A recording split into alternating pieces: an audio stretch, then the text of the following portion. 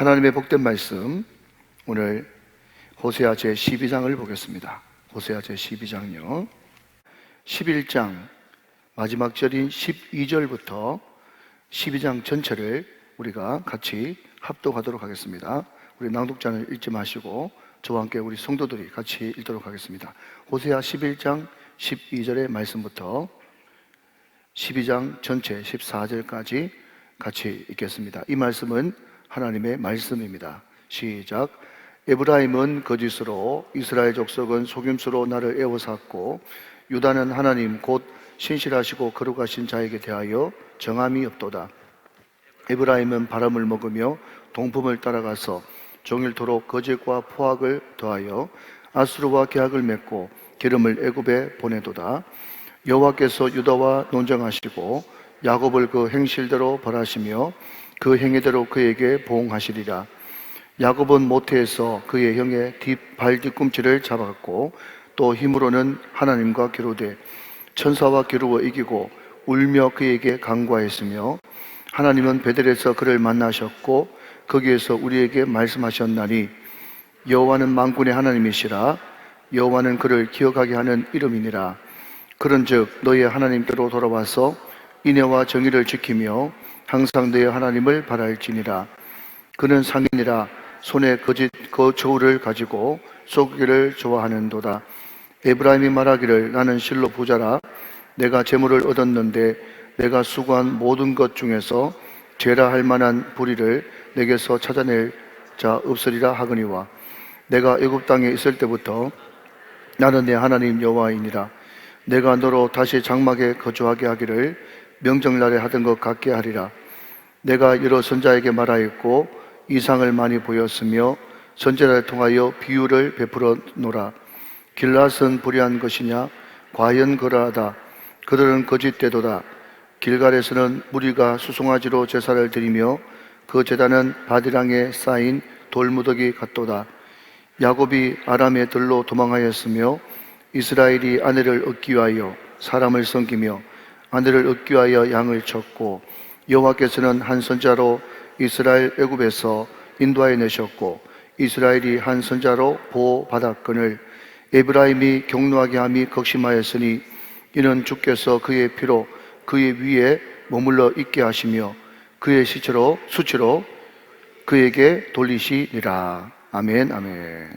자, 여러분, 먼저 11장 8절 말씀 한번 보시면서, 거기에 보시면 에브라임이여 내가 어찌 너를 놓겠느냐?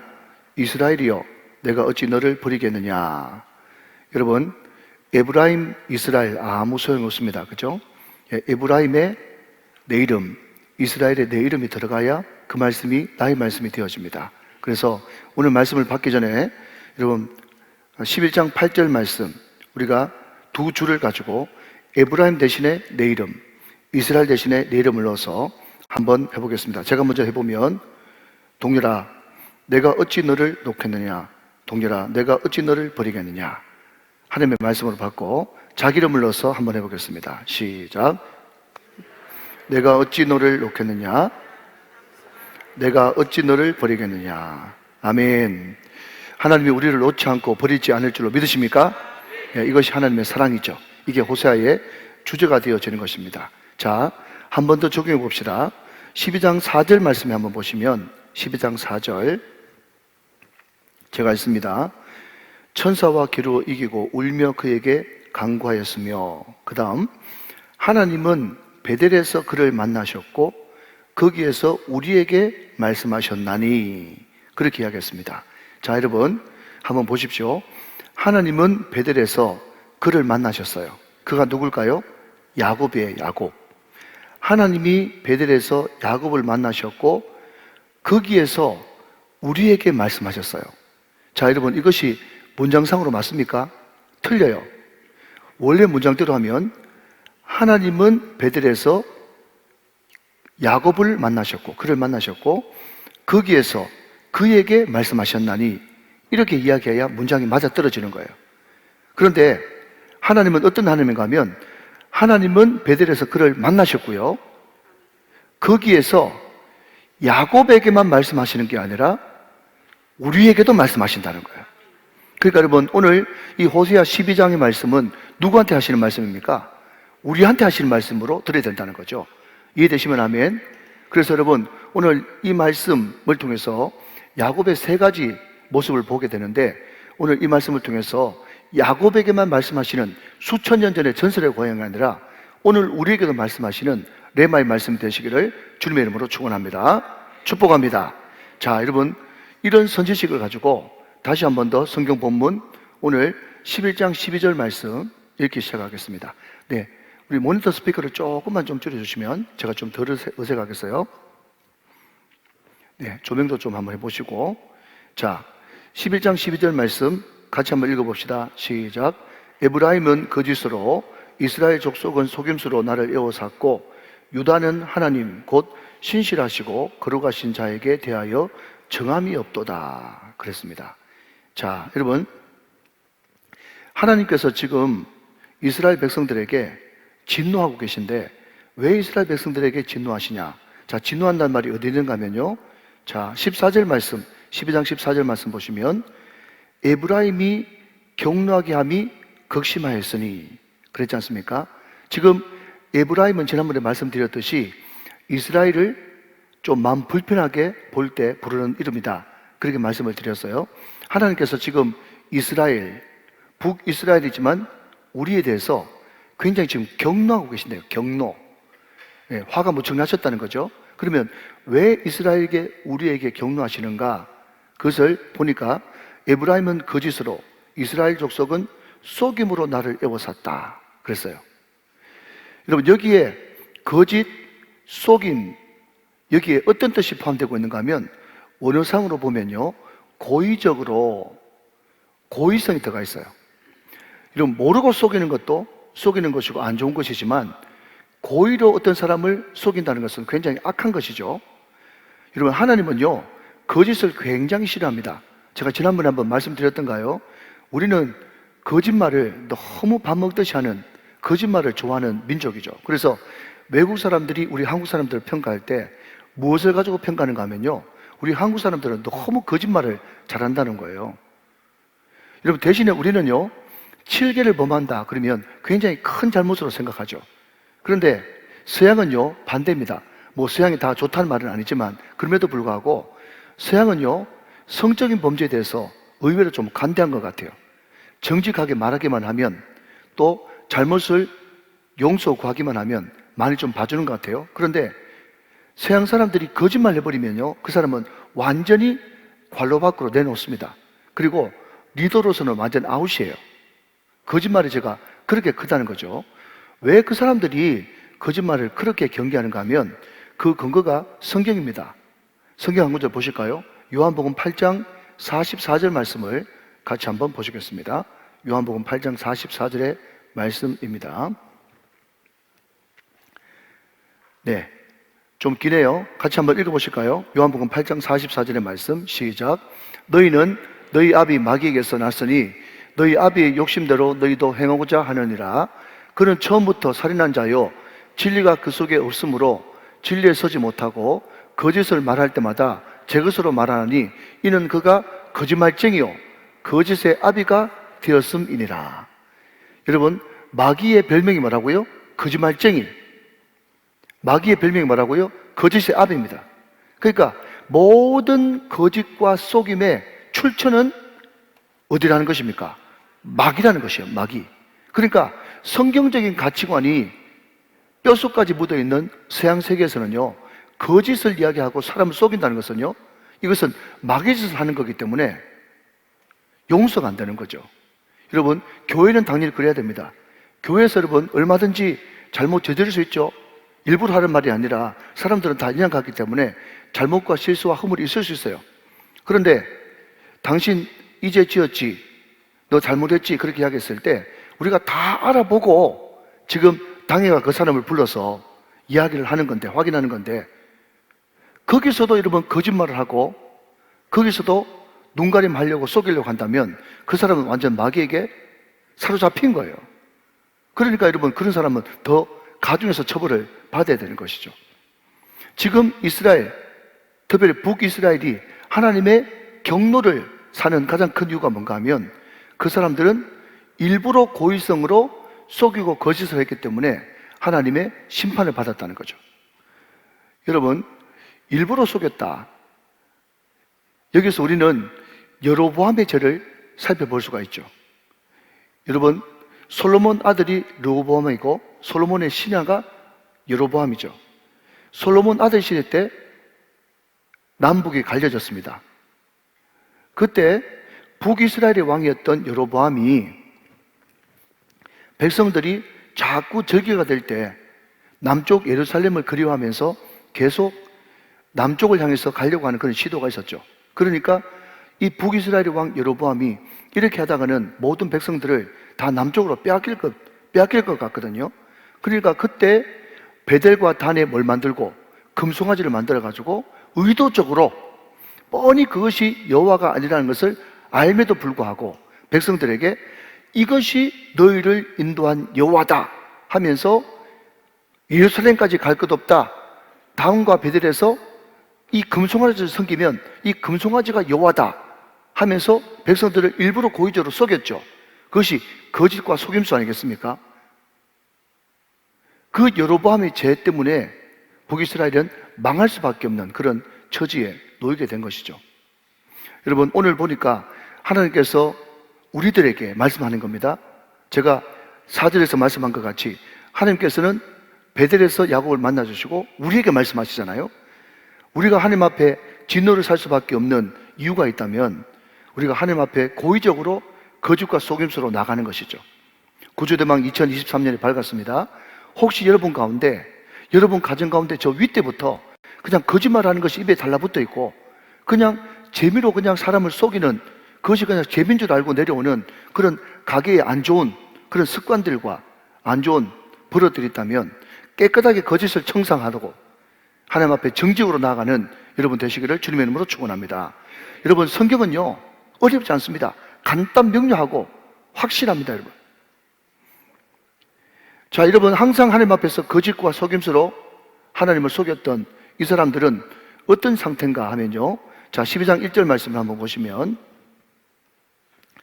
오늘 말씀을 이렇게 이야기하죠. 에브라임은 바람을 먹으며 그랬습니다. 에브라임은 바람을 먹어요. 그 다음 동풍을 따라가서 종일토록 거짓과 포악을 더하여 아수르와 계약을 맺고 기름을 애굽에 보내도다 그랬습니다. 자, 여러분, 에브라임은 지금 바람을 먹는데요. 여러분, 바람 먹는다고 배가 부릅니까? 바람 먹으면 배가 전혀 안 부르죠? 늘 배고픈 상태에 있는 거예요. 여러분, 에브라임이 지금 바람을 먹는데 바람 먹어봤자 어디에 바람이 들어가겠어요? 허파에 바람 들어가죠. 허파에 바람 들어간다, 그런 뜻이에요. 그러니까 전혀 실속 없이 헛된 것에 지금 이상을 쫓고 있는 그런 모습이 지금 바람을 먹는다, 그렇게 표현을 하고 있거든요. 여러분, 여기에 동풍이라고 하는 이 단어를 이해하기 위해서는 우리가 배경을 좀 알아야 되는데, 여러분 좀 따라서 해보실까요? 시로코, 시작. 시로코. 예, 이 동풍을 그 당시 사람들은 시로코 바람이라고 불렀어요. 이 시로코 바람. 이 시로코 바람이 어떤 바람인가 하면 저 동쪽에 아라비아 사막이 있거든요. 그 아라비아 사막으로부터 불어오는 그 동풍인데, 이 동풍은 사막을 통과하는 바람이기 때문에 매우 건조해가지고 모든 곡물들을 다 메마르게 해버려요. 그리고 이 동풍이 서쪽으로 가서 지중해 바다와 부딪히면요, 거기에 큰 광풍이 일어나가지고 배를 깨뜨려 버리는 살인적인 바람이 동풍입니다. 그러니까 이 동풍은 이스라엘 백성들이 반드시 실어야 되고 절대로 따라가면 안 되는 바람인데, 그럼에도 불구하고 에브라임 사람들은 바람을 먹고 피해야 될 동풍을 따라가는 거예요. 시류를 따라가는 거죠. 그래서 여러분, 여기 종일토록 거짓과 포악이 나오지 않습니까? 여기 거짓은요 애굽을 상징합니다. 거짓은 애굽을 상징하고 포악은 아수르를 상징한다. 자, 가장 역사상 포악한 족속들이 어떤 족속이었다고요? 아수르 족속들이었다, 그렇게 말씀을 드렸지 않습니까? 여기 거짓은 애굽을 이야기하고 포악은 아수르를 이야기하는데, 그 거짓과 포악, 닮지 말아야 될 그 애굽과 아수르를 따라서 그 사람들을 따라가고, 그리고 아수르와 계약을 맺고 기름을 애굽에 보낸다. 자, 여러분 저랑 잠깐 보실래요? 자, 여러분 아수르하고 계약 맺었으면 기름을 어디로 보내야 돼요? 아수르를 보내야 되죠. 그런데 아수르와 계약을 맺었는데 기름은 어디로 보낸다고? 애굽으로 보낸다고요.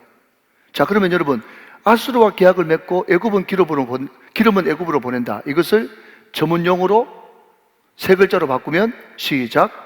양다리를 거치는 거예요. 그러니까 여러분 지금 다시 한번 여러분 잊지 말아야 될 것은 지금 북이스라엘의 왕은 여로보암 2세입니다. 여로보암 2세. 이때 한참 북이스라엘이 잘 나가던 그런 시점이에요. 북이스라엘이 굉장히 잘 나갔다고요. 근데 왜 잘 나갔냐? 그러면요, 물론 여로보암 2세가 전쟁을 잘하는 것도 있지만 자기는 굉장히 외교를 잘한다고 생각하는데 그 외교 잘하는 것의 절정이 양다리예요. 한쪽은 애굽, 한쪽은 아수르. 그런데 거기 어디에도 누가 안 계세요? 하나님이 안 계세요. 사람 의지하는 거죠. 사랑하는 여러분, 다시 한번요, 지금 하나님께서는 베델에서 야곱을 만나주시고 거기서 우리에게 말씀하시는 것입니다. 이 말씀을 잊지 마세요. 왜 지금 북이스라엘이 하나님의 심판대에 놓이게 되느냐라고 한다면 첫 번째는 거짓과 속임수요, 두 번째는 하나님을 의지하지 않고 인간을 의지하는 인본주의, 이것이 그들을 하여금 멸망을 가져오겠다라는 것입니다. 여러분, 이것은 비단 수천 년 전에 호세아 시대 때 이야기가 아니고 지금 우리에게도 동일하게 말씀하시는 하나님의 음성으로 받으셔야 되는 거예요. 사랑하는 여러분, 2023년이 밝았습니다. 저와 여러분 마음 가운데 있는 거짓과 속임수, 마귀로부터 오는 그 거짓과 속임수를 과감하게 끊어버리기로 결단하시고 하나님을 의지하지 않고, 여러분 세상을 의지하는, 아수를 의지하고 애굽을 의지하고 양다리를 거치면서 눈치 살살 보면서 항상 하나님은 온데간데 없이 사람만 보이는 이것을 끊어버리지 않고서야 하나님의 경로를 피할 수가 없는 거예요. 오늘 이 말씀이 여러분에게 무거운 마음으로 다가오셔서 회개하고 돌이키시는 복된 회개의 제목이 되시기를 주님의 이름으로 축원합니다. 오늘 성경은 여러분, 저는 요즘에 말씀을 준비하면서 늘 느끼는 것은 뭔가 하면, 이 말씀의 진위가 뭔가, 이 말씀의 진짜 뜻이 뭔가, 이거를 정말 여러 자료를 통해서 또 공부를 해가지고 이 말씀을 잘 풀이만 해줘도 말씀 자체가 메시지다, 그렇게 생각이 되어지는 것입니다. 여러분, 말씀은 엄중한 하나님의 말씀이거든요. 잘 받으시기를 바랍니다. 자, 2절 말씀을 한번 보시면 여호와께서 유다와 논쟁하시고 야곱을 그 행실대로 벌하시며 그 행위대로 그에게 보응하시리라 그랬습니다. 자, 여러분 여기에 행실과 행위가 나오지 않습니까? 행실과 행위. 근데 이 행실과 행위를 히브리 말로 데레크란 단어를 쓰는데, 이 행실과 행위가 어떤 뜻을 가지고 있는가 하면요, 길, 이런 뜻을 가지고 있어요. 길 말입니다. 로드, 길. 여러분, 길이요, 지금처럼 이제 그냥 아스팔트로 닦으면 길이 되지만 옛날 길은 어떻죠? 처음에는 길이 아니었습니다. 그런데 사람이 한 번, 두 번, 세 번, 네 번, 다섯 번 지나가다 보면 사람이 자꾸 밟으면 그것이 길이 되지 않습니까? 여러분, 우리의 행실도 거짓과 속임수로 제일 처음에 갈 때는 마음이 두근두근 해가지고 이렇게 해도 되겠나 그런 생각이 들었어요. 그런데 계속 그 행위가 반복되다 보면 그것이 말 그대로 질이 돼가지고, 질이 나가지고 길이 되어지는 거예요. 근데 제가 공부를 좀 해보니까 여기에 행실대로 행위대로라고 하는 이것을 구체적으로 어떤 것을 가르치냐 봤더니요, 이스라엘 백성들이 하나님을 어떻게 생각했는가 하면 하나님을 전쟁의 신으로 생각했다는 거예요. 잘 들어보세요. 전쟁의 신. 그런데 하나님의 그 성품이 전쟁도 있죠. 왜냐하면 우리가 다윗을 통해서 고백을 들어보면 전쟁은 누구에게 속한 것이에요? 하나님께 속한 것이죠. 하나님은 전쟁의 신이 맞을 수 있습니다. 그런데 하나님이 전쟁의 신만입니까? 아니죠. 하나님은 창조자십니다. 하나님은 우리의 보호자십니다. 하나님은 우리의 인도자십니다. 하나님은 우리의 모든 호흡의 전부고 우리의 전부가 되시는 분이세요. 그런데 이 이스라엘 백성들은 하나님을 무엇으로만 받는가 하면요, 전쟁의 시험으로 받는, 전쟁의 신. 여러분, 이것이 왜 들어볼 만한 이야기인가 하면, 이스라엘 백성들이 애굽에서 나와서 광야 40년을 보냈죠. 그리고 요단강을 건너갔지 않습니까? 요단강을 건너자마자 첫 번째 만난 성이 여리고성이죠. 그때부터 여러분 전쟁이 시작돼 가지고 가나안 정복 때까지 몇 번 전쟁을 했다고요? 자, 한 번 더. 31전 30승 1패입니다. 31번 전쟁했어요. 한 번 진 게 어디죠? 아이성에서 졌죠. 그러니까 가나안 땅이 텅 빈 땅이 아니잖아요. 가나안 땅에는 이미 살고 있는 원주민이 있었죠. 가나안인들 말이죠. 그 사람들을 정복해서 차지해야 될 땅이기 때문에 여호수아 시대 때는요, 계속해서 전쟁을 거듭했습니다. 그리고 나서 이제 전쟁이 끝났어요. 전쟁이 끝나고 나서 그들이 가나안에 이제 안착할 때 그들은 하늘에서 내리던 만나와 메추리가 끊어지고 가나안에 들어가는 순간부터 농사를 지어서 먹고 살아야 되는 거예요. 자, 무슨 이야기인가 하면 이스라엘 백성들이 광야 40년과 가나안 정복 그 기간 동안에는 하나님을 믿었어요. 왜요? 하나님은 전쟁의 신이시고 전쟁의 신이 필요했거든요. 그런데 그 모든 31번의 전쟁이 끝나고 난 다음에는 이제 농사를 가나안 땅에서 지어 먹고 살아야 되기 때문에 그때부터 무슨 신이 필요했어요? 풍요의 신이 필요했거든요. 풍요의 신 바알이 필요한 거예요. 그러니까 이 사람들은 이제 전쟁은 끝났으니까 여호와는 별로 관심이 없고 어떤 신이 관심이 있어요? 풍요의 신인 바알이 필요한 거예요. 그러니까 그때부터 여러분 혼합주의가 된 거죠. 조상 때부터 믿어왔던 여호와 그 신은 여전히 믿는다니까요. 똑같이 여러분 제사하고 모든 것 다 한 건 다 해요. 의식은 다 한다니까. 그런데 마음속에는 여호와보다는 누가 남아있어요? 바알이 남아있단 말이죠. 바알이 남아있어요. 한마디로 말하자면 하나님께서 가장 싫어하는 혼합주의죠. 혼합주의. 여러분, 이것이 이스라엘에 하여금 하나님이 경록해 만드는 그런 큰 원인이 되었다는 것입니다. 여러분, 이것을 우리가 가만히 이 시대에 한번 적용해 본다면 이렇게 이야기할 수 있지 않을까요? 오늘 이 금요 성령 집회 나온 분은 그런 분이 한 분도 안 계신데 말 그대로 예배당에 출입하는 적지 않은 사람들이 하나님을 참 경박하지만 어떤 용 하나님으로 믿을까요? 여러분, 제가 지금 어떤 용이라고 이야기해서 굉장히 경박하죠? 그렇지만 여러분, 제가 방금 말씀드린 대로 이스라엘 백성들은 광야 40년과 가나안 정복 그 10년 동안 하나님을 전쟁용으로 사용했어요. 그러면 여러분, 이 시대 때 많은 사람들은 하나님을 어떻게 취급하고 있을까? 제가 생각을 해보니까 혹시 하나님을 예배용, 주일 예배용 하나님으로 생각하지 않을까? 주일 예배 드릴 때만 필요하신 하나님 말이죠. 제가 한 번씩 자주 인용하지만 하나님, 월요일부터 금요일까지, 월요일부터 토요일까지 내 직장, 내 일하는 현장에는 절대로 따라오지 마시고 주일날 내가 와서 예배 잘 드리고 헌금도 드리고 다 할 테니까 그냥 여기 예배당에 가만히 계시고 절대로 내 삶에 따라오지 마십시오. 그게 바로 예배용 하나님이죠. 예배용 하나님.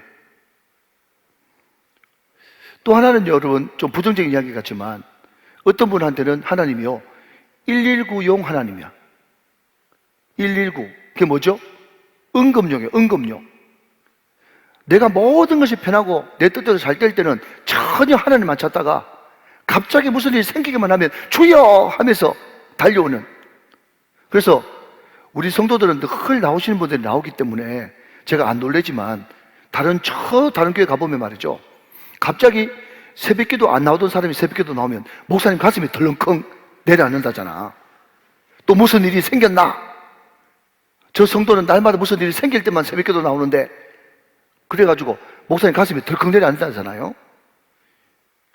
그리고 어떤 사람한테는요, 사후수습용이야, 사후수습용. 일은 자기가 쳐놓고 항상 뒷마무리는 하나님께서 도와달라고 하는 사후수습용. 사랑하는 여러분, 하나님은 어제나 오늘이나 영원토록 동일하신 하나님이십니다. 하나님은 전쟁의 신뿐만 아니고 하나님이 진정한 풍요의 신이시며, 하나님은 출애굽의 하나님이시고, 출애굽뿐만 아니라 인도하시고 보호하시고 함께 하시고 끝까지 공급하시는 하나님, 그 하나님이세요.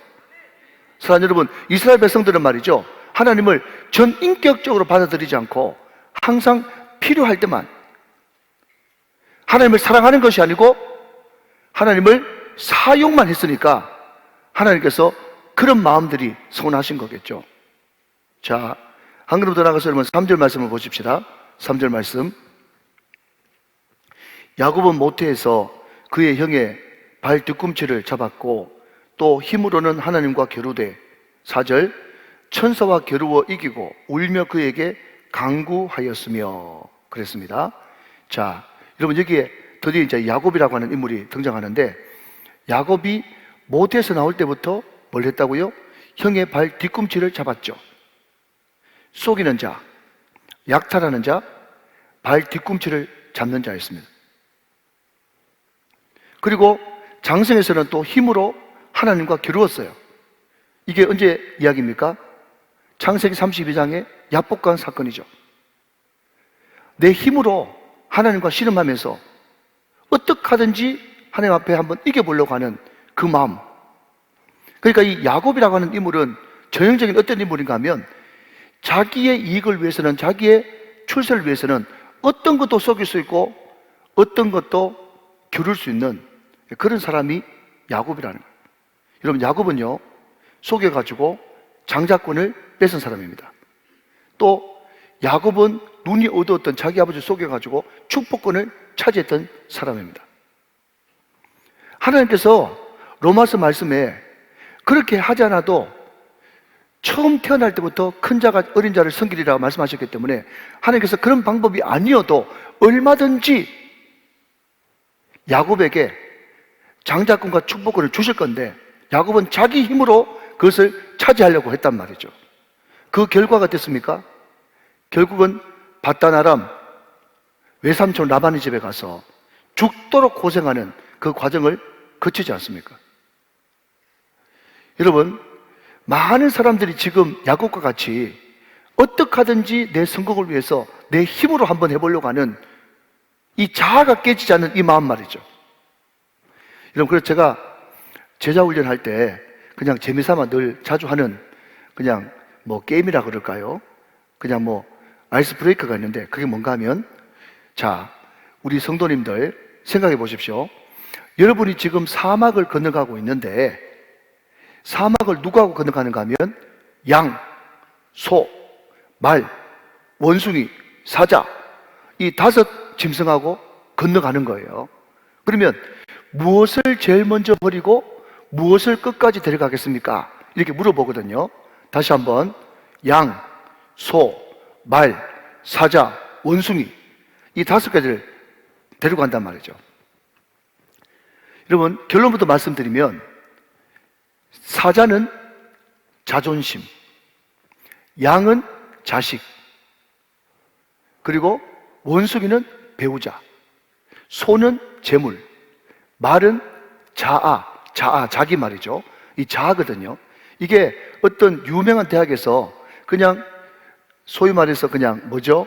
통계적으로 이렇게 만들었어요.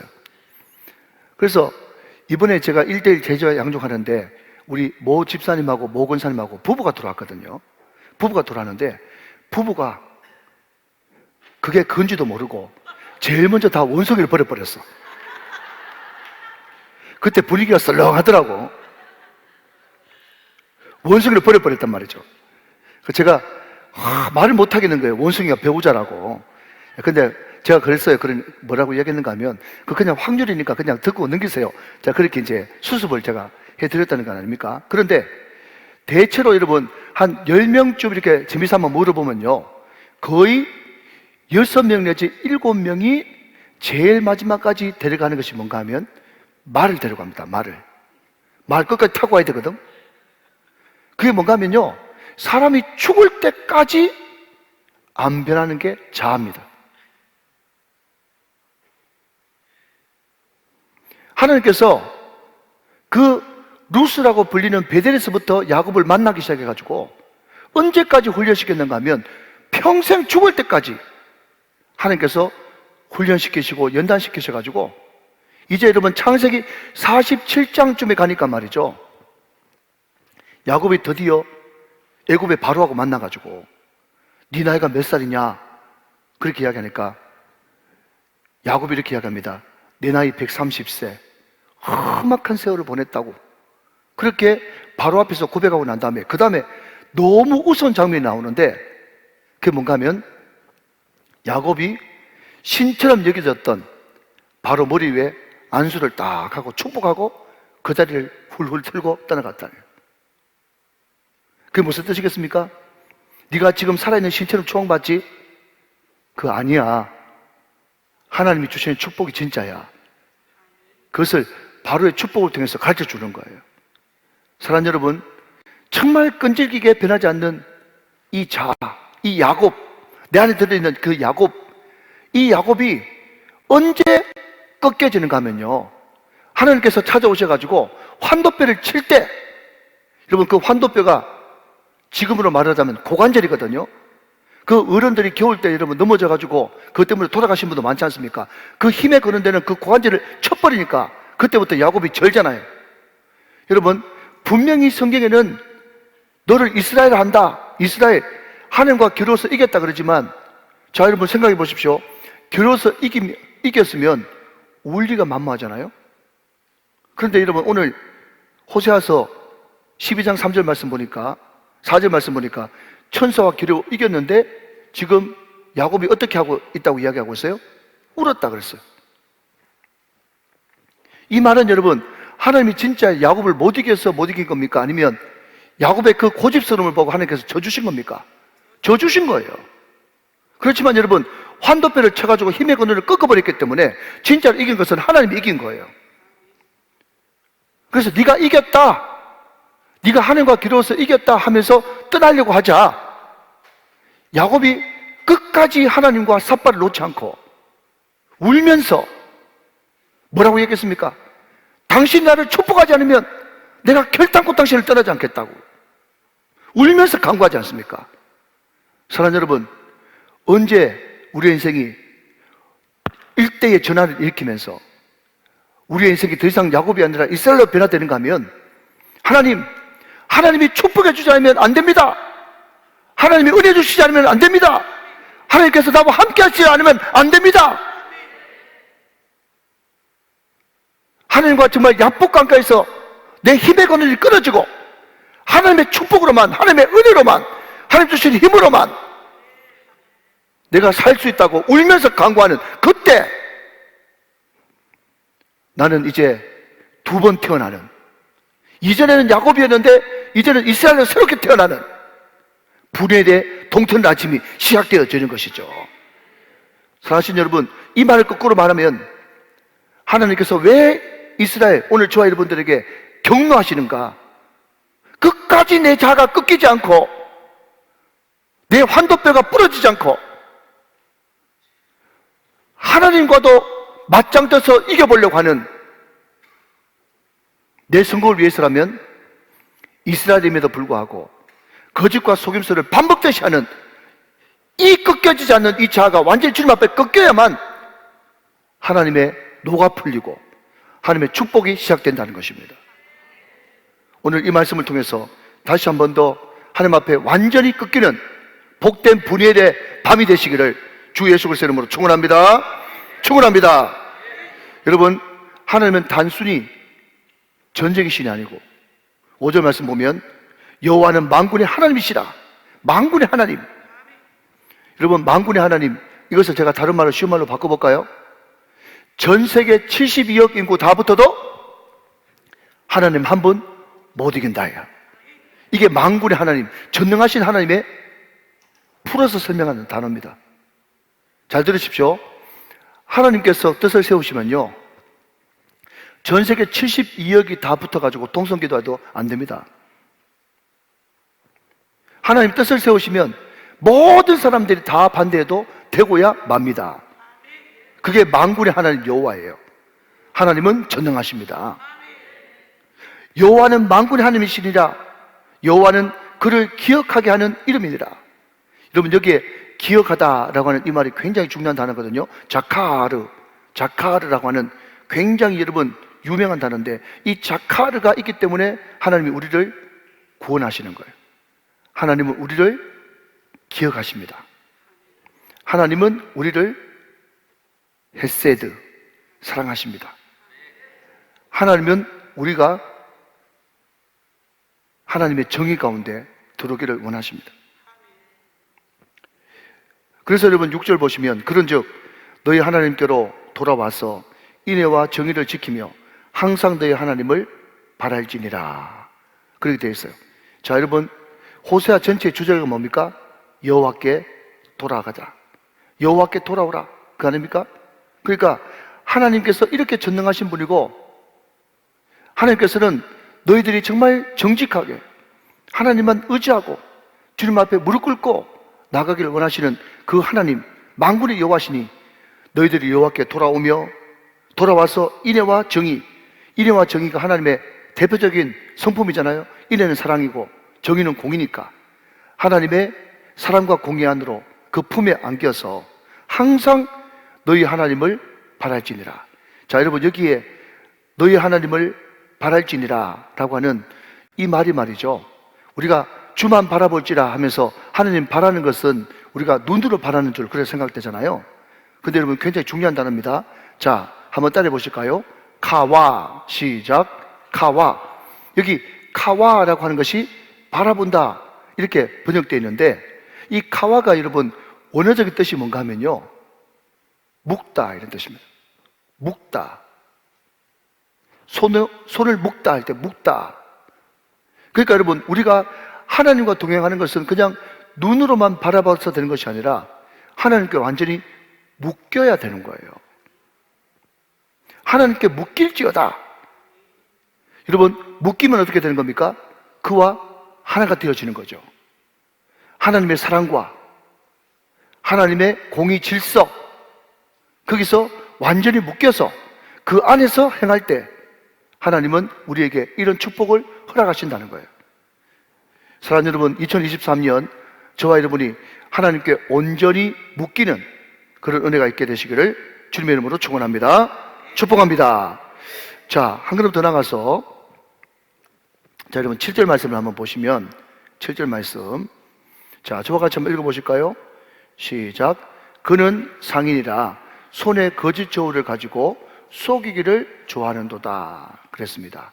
자, 여러분, 제가 지금 어떤 주제로 계속 말씀을 이어가고 있는가 하면, 하나님이 에브라임에게 경노하셨어요. 경노. 왜 경노하셨냐? 첫 번째, 야곱의 민낯은 거짓과 속임, 그리고 꺾이지 않는 자아 고집, 이것 때문에 하나님께서 경노하시는 거예요. 자, 정리되셨죠? 그죠? 예. 자, 이것을 극복하기 위해서는 우리가 하나님 앞에 정직으로 나아가야 되고, 하나님 앞에 환도뼈가 꺾이는, 예, 하나님을 의지하는 존재가 되어야 된다. 이것이 첫 번째 야곱을 통해서 주시는 메시지라면, 자, 두 번째는요, 두 번째 야곱의 민낯은요, 그는 상인이라 그렇게 이야기하고 있습니다. 여러분, 상인이 뭐죠? 장사해서 사고 파는 사람이요. 근데 그는 상인인데 장사하고 사고 파는 것이 무슨 하나님의 경노가 되겠냐, 그렇게 생각될 수가 있을 것 같습니다. 자, 그런데 여러분, 여기에 상인이라고 하는 이 단어를요, 또 원문에서 찾아보니까 상인이 원문으로 뭔가 하면 가나안이요. 가나안. 말귀를 알아듣습니까? 자, 여러분, 하나님께서 모세를 통해서 신명기에 중심으로 해서 여러 번 너희들이 요단강을 건너가서 가나안에 들어가게 되면 그 가나안 사람들과 섞여라 섞이지 마라, 섞이지 말라고 그랬죠.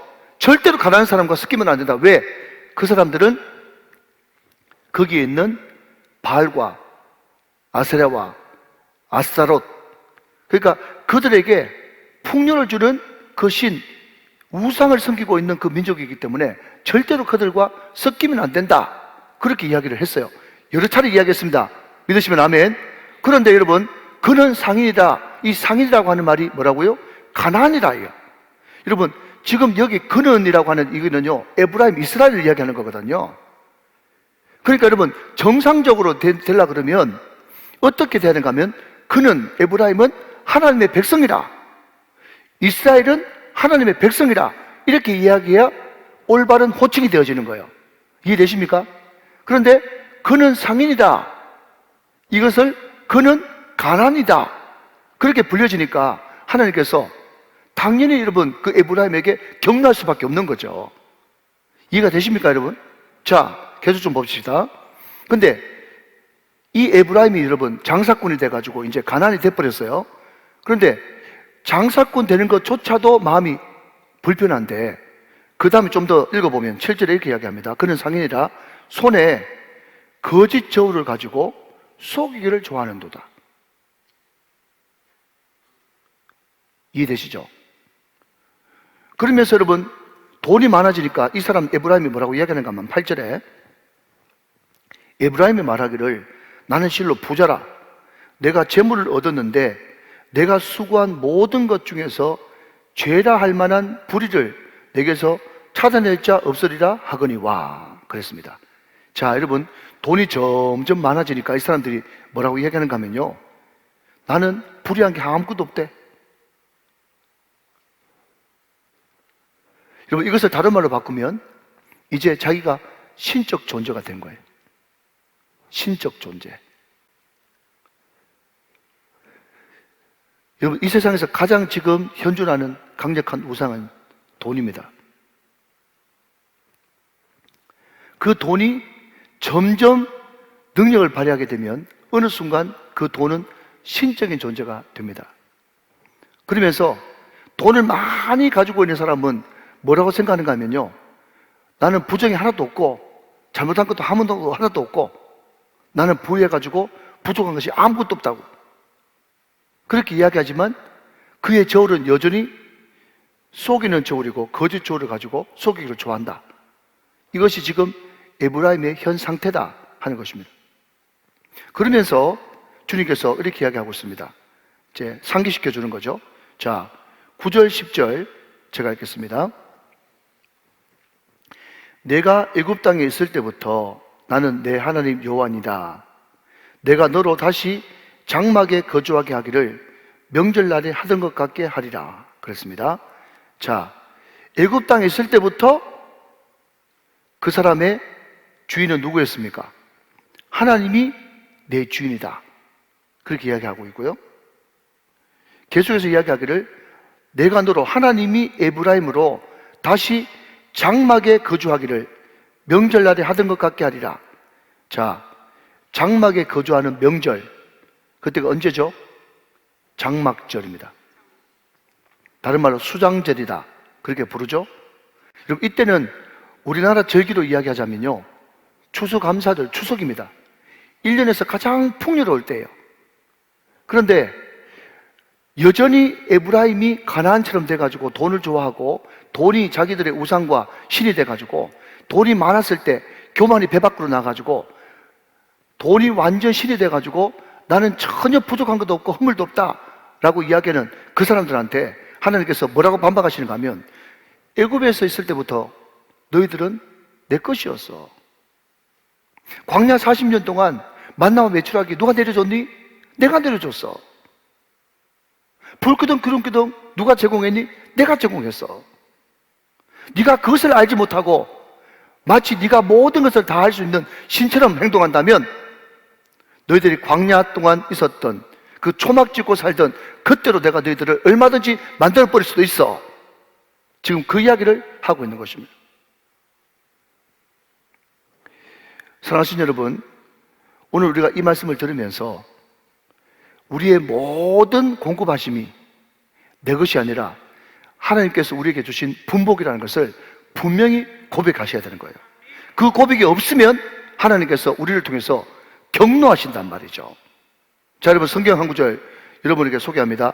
전도서 5장 19절 말씀을 같이 한번 보시겠습니다. 전도서 5장 19절의 말씀. 자, 중요한 말씀이니까 같이 한번 읽어보도록 하십시다. 전도서 5장 19절 같이 읽어요. 시작.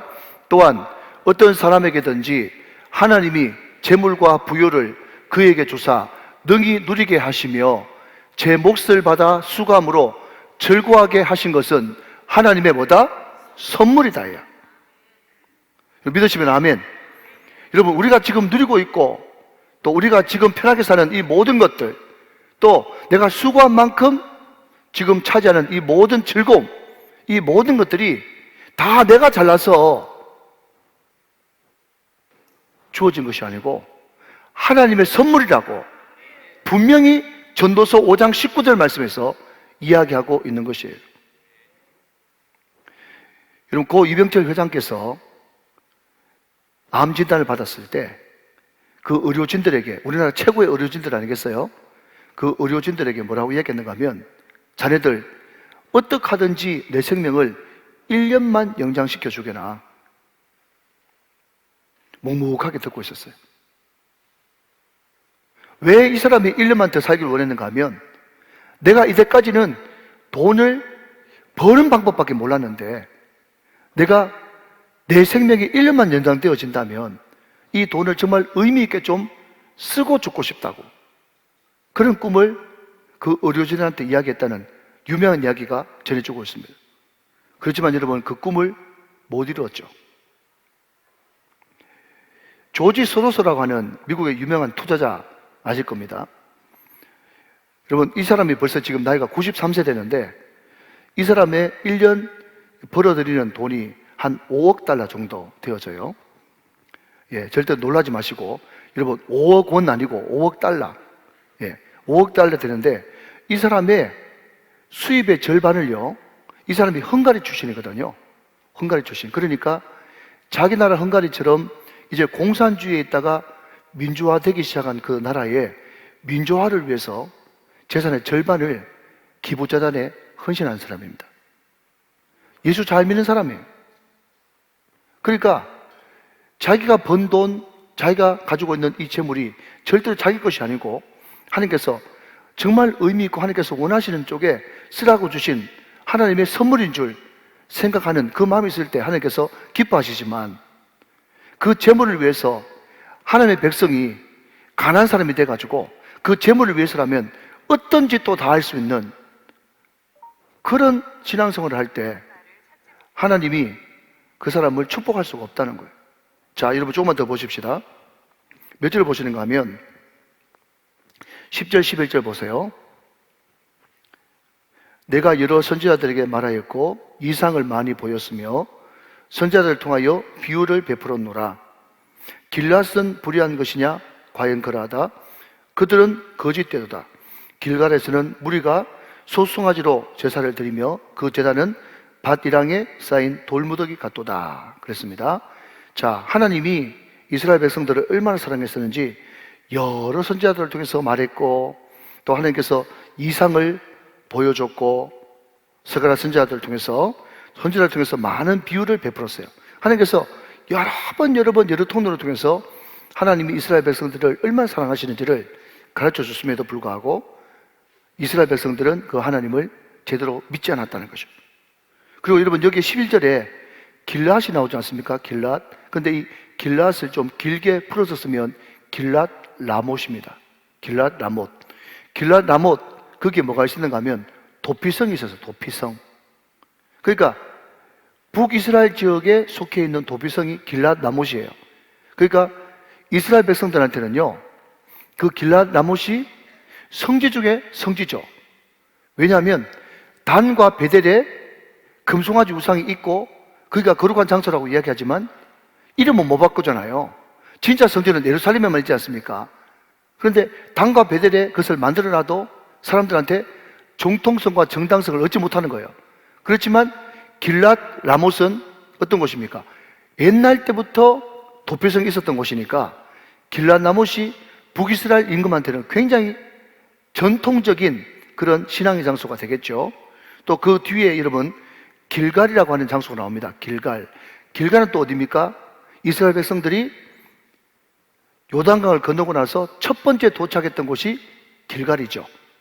길갈 이름의 뜻은 굴러간다. 수치가 굴러간다. 이런 뜻이에요. 그러니까 그 길갈이라고 하는 그 장소도 북이스라엘 백성들한테는요, 굉장히 유서 깊은 자랑할 만한 종교적인 성지입니다. 그럼에도 불구하고 여기서 이 이스라엘 백성들이 뭘 한다고요? 이방 신들에게 수소를 잡아들이는 이방 제단을 거기 쌓아 놓는 거죠. 그러니까 아무리 바깥으로는 유서 깊은 도표성이 있었던 길앗 라못이고 수치가 굴러간다고 하는 길갈이라고 할지라도 너희들이 그곳 장소에서 우상 숭배를 하는 한 그곳은 어떤 곳이 된다고요? 바디랑에 쌓은 돌모두기, 아무것도 소용이 없는 한낱 돌모두기에 불과한 전혀 거룩한 장소하고는 상관이 없는 곳이 된다. 그 이야기를 지금 하고 있는 것입니다. 자, 이제 마지막으로 12절부터 14절 말씀까지를 한번 살펴보시면요. 자, 제가 12절을 읽겠습니다. 같이 한번 보시죠. 좀 집중하여서. 야곱이 아람의 들로 도망하였으며, 여기 아람은요, 밧단 아람입니다. 밧단 아람. 야곱이 외삼촌 라반의 집으로 도망갔던 밧단 아람, 그것을 아람의 들이라고 표현했어요. 야곱이 밧단 아람의 들로 도망하였으며 이스라엘이 아내를 얻기 위하여 사람을 섬기며 아내를 얻기 위하여 양을 쳤고 그랬습니다. 자, 여러분 저를 한번 보실까요? 지금 야곱이 하나님의 택한 백성이잖아요. 그죠? 또 하나님의 택자 아닙니까? 성경에서 여러분 택했다고 하는 것은 사랑했다는 것을 의미하거든요. 미워했다는 것은 유기를 의미하고, 그러니까 야곱이 택함 받은 하나님의 사랑받은 백성인데, 택자인데 하나님의 유업이 있는 사람인데, 이 야곱이 밧단 아람에 가가지고 어떻게 행동했는가 하면 아내를 얻기 위해서 14년을 일했어요. 여러분 그거 아시죠? 라헬을 너무너무 사랑해가지고 라헬 준다 해가지고 결혼했더니 자고 일어나 보니까 누구예요? 레아잖아요. 무슨 이런 일이 다 있습니까? 완전 사기 결혼이죠. 그래도 라헬을 너무너무 사랑했기 때문에 또 7년을 수일같이 보내가지고 아내를 얻기 위해서 14년, 그리고 또 재산을 불리기 위해서 양을 얻기 위해서 또 7년, 그래서 도합 20년을 죽을 고생하면서 외삼촌 라반 집에서 뛰는 위에 나는 놈이라고 야곱도 속이는 사람이었는데, 그 장인이자 자기 외삼촌인 라반은 더 지독한 놈 만나가지고 20년 동안 죽을 고생했단 말이에요, 야곱이. 자, 그런데 여러분, 아내를 얻기 위하여, 자, 여러분 밑줄 한번 그어보십시오. 아내를 얻기 위하여 사람을 섬기며 아내를 얻기 위해서 양을 쳤다. 자, 여러분 여기에 하나님이 계십니까? 하나님이 안 계시죠? 여러분 이게 바로 헛수고인 거예요. 이것이 바로 뭔가 하면요, 에브라임은 바람을 먹으며 그 이야기와 똑같은 이야기인 것입니다. 여러분 제가 여러 차례 이야기했듯이 파스칼도 그렇게 이야기했고 어거스틴도 그렇게 이야기했고, 사람이라는 것은 하나님만이 채울 수 있는 공간이 있는 거예요. 그 공간이 비면 사람은 허해가지고 말이죠, 어쩔 줄을 모르는 것입니다. 여러분 그 공간을 메꾸기 위해서 사람들은 돈을 벌죠. 직장에 나갑니다. 그죠? 열심히 일을 하죠. 뭔가를 얻습니다. 명예도 얻고 직위도 얻고 뭘 얻어요. 그렇지만 아무리 돈을 얻고 명예를 얻고 직위를 얻는다고 할지라도 그것은 여러분 헛수고고 바람을 먹는 것이라는 거예요. 왜죠? 그게 하나님이 안 계시니까. 오늘 그 이야기를 지금 여러분 오늘 보면 12절은 하고 있는 것입니다. 네가 아내를 얻기 위하여 사람을 섬겼어요. 외삼촌 라반을 섬겼죠. 또 아내를 얻기 위해서 양을 쳤어요. 여러분, 이것이 야곱의 안타까운 민낯이고 오늘 저와 여러분의 모든 인간들의 안타까운 민낯이라는 거예요. 많은 사람들이 여러분 하나님의 사랑을 먹어야 되는데 그것을 먹지 않고 아내를 얻기 위해서 14년 동안 고생하고 양을 얻기 위해서 6년 동안 고생하고 20년 동안 여러분 진탕 고생만 하는 그 인생, 그 야곱의 민낯이라니까요. 사랑하신 여러분, 다시 한 번 더 강조합니다. 오늘 하나님께서 베델에서 야곱을 만나주시고 거기서 우리들에게 말씀하시는 겁니다. 사랑하신 여러분, 오늘 저와 여러분은 무엇을 얻기 위해서 죽도록 여러분 고생하지 않습니까? 여러분 돈을 얻기 위해서, 명예를 얻기 위해서, 어떤 여러분 직급을 얻기 위해서 죽도록 고생하지 않습니까? 그러나 그것을 얻었다고 한들 그것은 여러분 헛된 바람인 거고 바람을 먹는 거나 똑같다는 거예요.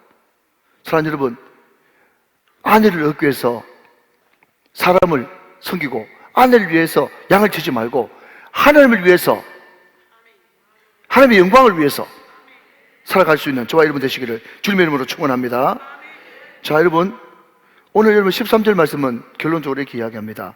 여호와께서는 한 선지자로 이스라엘을 애굽에서 인도하여 내셨고, 자, 여러분 여기서 얘기하는 한 선지자는 모세죠.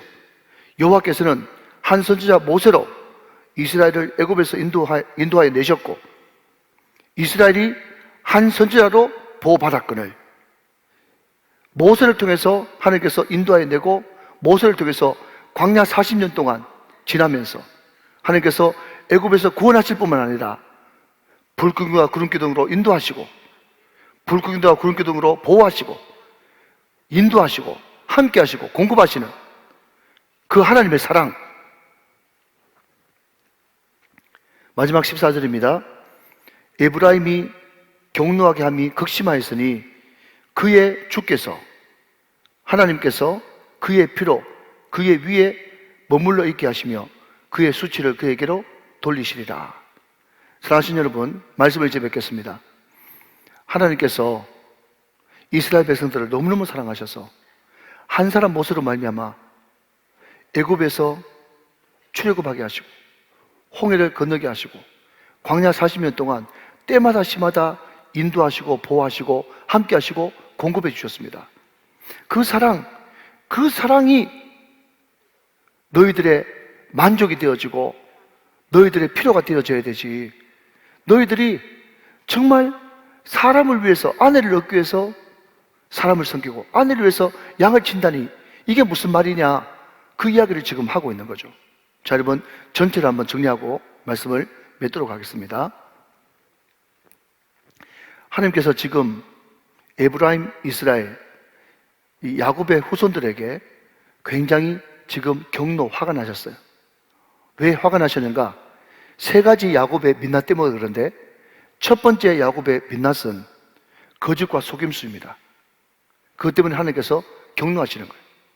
두 번째는요, 끝까지 자기 힘으로 그 모든 것을 해보려고 하는 그 야복강 전에 야곱의 그 깨어지지 않는 자, 그것이 하나님으로 하여금 경록해 만드는 겁니다.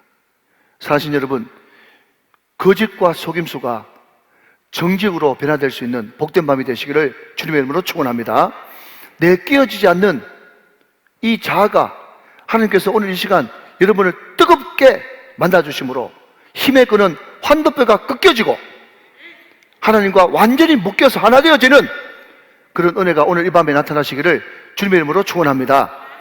여러분, 야곱은요 하나님의 백성이 되어야 되는데 야곱 그가 상인이 되었어요. 가나안이 되어버렸어요. 하나님 그것 때문에 마음 아파하시는 겁니다. 돈이 우상이 되어지는 것입니다. 돈이 절대가 돼가지고 완전히 돈을 벌고 난 다음에는 기고만장해서 자기가 신이 되어버리는 겁니다. 그러나 우리는 돈이 우리를 지배하면 되지 않습니다.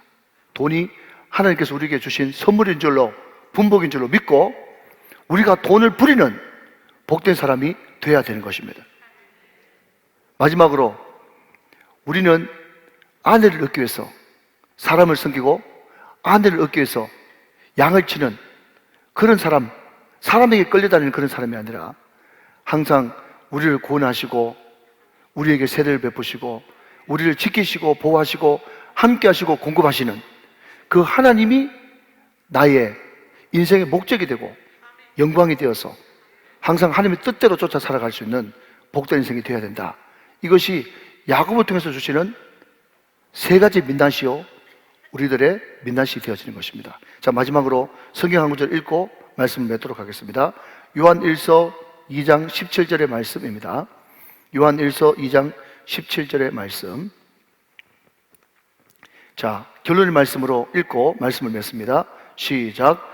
이 세상도 그 정욕도 지나가되 오직 하나님의 뜻을 행하는 자는 영원히 거하느니라. 아멘. 이 세상도 정욕도 다 지나가고 오직 하나님만이 우리와 함께 하시는 영원히 거하시는 우리의 산성되십니다.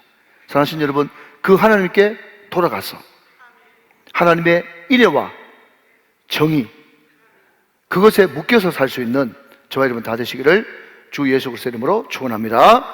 축복합니다.